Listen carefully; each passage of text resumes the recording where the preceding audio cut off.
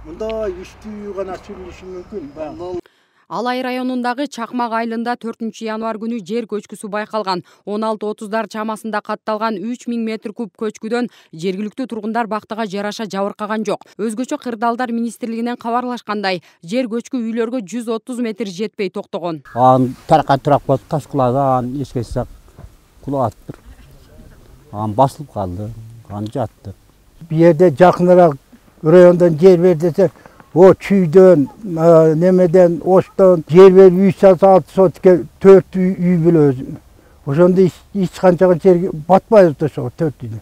Республиканын аймагы тоолуу болгондуктан жылына 5000ге жакын жер көчкүлөрү катталат. Айрыкча өлкөнүн түштүгүндө коркунуч жогору деп бааланган. Бирок өзгөчө кырдаалдардын эрежесине ылайык жер көчкү жаз мезгилинде болсо, быйыл алгачкы ирет бул сыяктуу табият кырсыгы кычыраган кыш мезгилине туура келген. Аба ырайынын кескин өзгөрүп, аркыл мүнөздүү болуп, кышында жамгыр жаап, андан кайра кар жаап, тоң терең түшпөстөн ашыкча нымдалуу байкалгандыктан, ушулар ошонун кесепетинен ушундай жер көчкүлөрүнүн активдешүүсү болуп атат деп божомолдоп атабыз. Учурда өлкө боюнча 5000ге жакын кооптуу аймактар болсо, 4,5 миңге жакын үй бүлө башка аймактарга көчүрүү сунушталган. Алардын жарымы түшүндүрүү иштерине карабай, өз конушун таштабай, кооптуу жерлерде күн кечиришүүдө.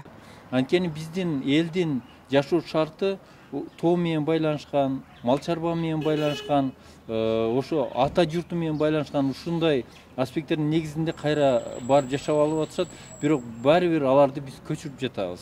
Эске салсак, өткөн жылы өзгөчө кырдаалдардын көп катталганынан улам чыгашанын көлөмү 1 миллиардтан ашкан. Анын басымдуу бөлүгү жер көчкүсү жана жер титирөө кесепеттери.